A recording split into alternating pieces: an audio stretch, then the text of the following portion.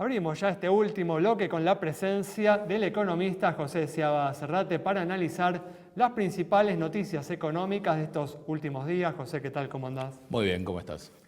Muy bien, gracias por estar una vez más aquí. Placer. Y bueno, como hablábamos en el primer bloque, hoy el dólar blue volvió a subir tras una pausa de 2 días y alcanzó un nuevo récord histórico, cerrando en 525 pesos. José, bueno, el público está buscando, ¿no?, resguardo en la moneda americana contra la inflación y contra una posición, ¿no?, muy frágil que se observa en el Banco Central, ¿no?, que pierde reservas sin parar desde hace ya varios meses. Hay un drenaje muy grande, sostenido, que uno suponía que se iba a atender con desembolsos del fondo a esta altura. Esos desembolsos no han llegado, podrían haber estado el 10 de junio o en una fecha inmediata posterior. Se han demorado un viaje que parecía ser la señal previa a un acuerdo con el fondo. No hay un programa, las metas no se han cumplido y se había prometido reelaborar un nuevo programa y contra ese programa recibir los desembolsos. Esto se ha financiado de una manera no convencional, haciendo utilización efectiva del swap chino, que inicialmente se pensaba que era un anuncio para la vitrina, pero que ahora se ve que se está utilizando activamente en condiciones que se desconocen y también se desconoce hasta dónde, digamos, se podrá emplearlo, pero, digamos, China ha dado Bueno, la visto certeza bueno. es que el costo es mayor, sin duda, que el financiamiento del fondo. Sí, ese es un tema importante, quizá menor. Habría que pensar en el fondo, digamos, contra qué garantías está China facilitando esa utilización en condiciones que son muy delicadas, porque distinto sería si estuviéramos cumpliendo con el fondo y teniendo los desembolsos. Así que es un entorno todo muy frágil y la suba del dólar blue en ese entorno también es moderada. Sí, también, José, hay que agregar que el Banco Central ha vuelto a emitir a toda máquina en este mes de julio. Uno imagina en parte por motivos electorales, ¿no?, ante la cercanía a las PASO. Sí, y porque hay varios desequilibrios y al final la solución más cómoda pasa por emitir y esterilizar.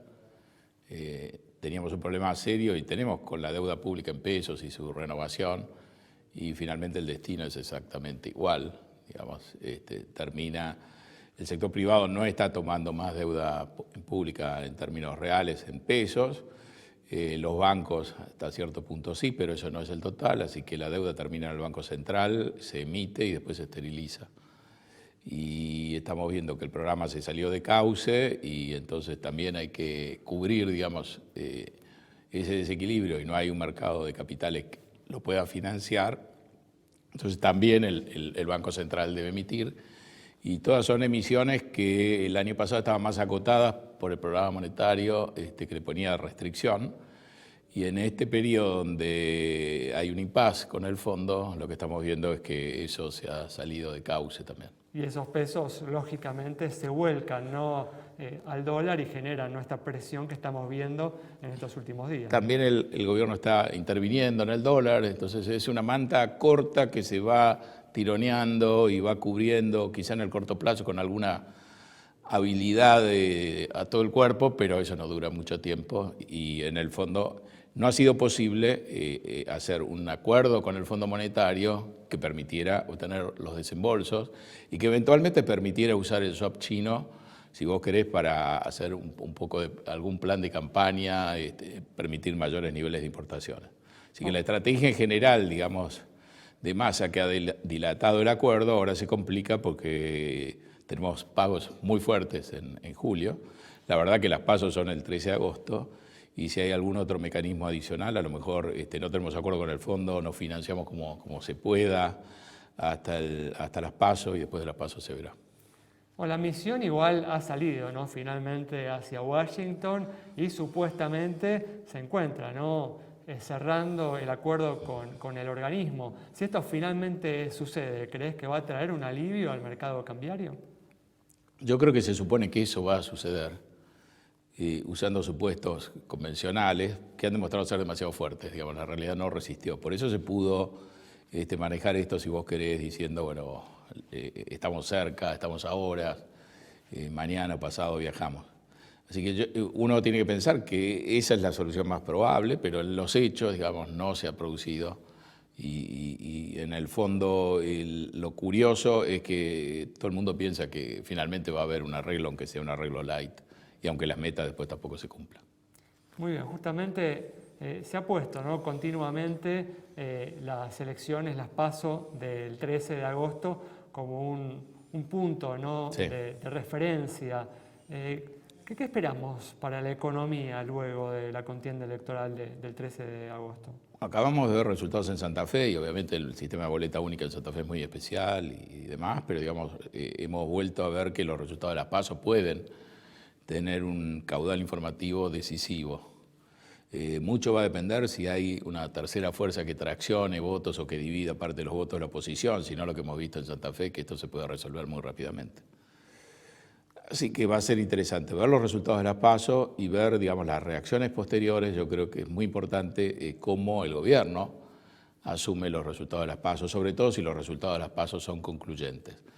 Va a ser muy importante la relación con el fondo. El fondo, obviamente, le va a tener que dar un espacio mayor a las pretensiones del nuevo gobierno y va a haber que convivir, digamos, un gobierno en funciones, un gobierno que uno va a imaginar que va a venir, y el fondo, de una manera que ya se hizo, con bastante ruido, en el 2019.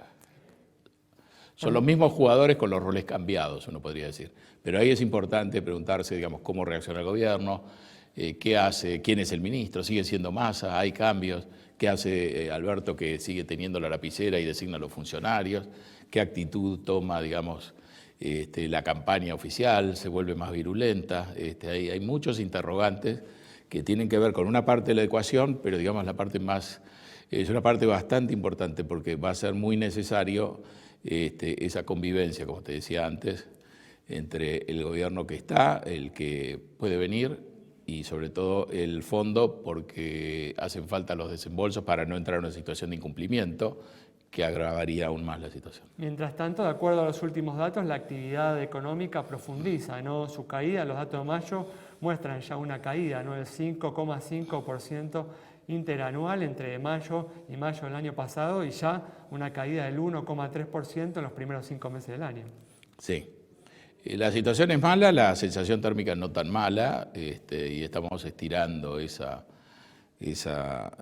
maridaje. ¿Y esta caída de la actividad crees que se va Está a profundizar muy en los vinculada a la próximos meses? sequía, digamos, en el fondo uno podía haber tenido un comienzo de año con un menor nivel de actividad, pero es inexorable que vamos a un escenario, además con el cambio de gobierno, con el cambio político, donde va a haber que blanquear muchas cosas que están prendidas de alfileres y donde va a ser conveniente, sobre todo para un gobierno que quiere un mandato de 4 años, resolver muchos de los temas que se están pateando para adelante y que son enojosos, resolverlos en el año donde no hay elecciones, que es el año próximo. Muy bien, José, muchas gracias.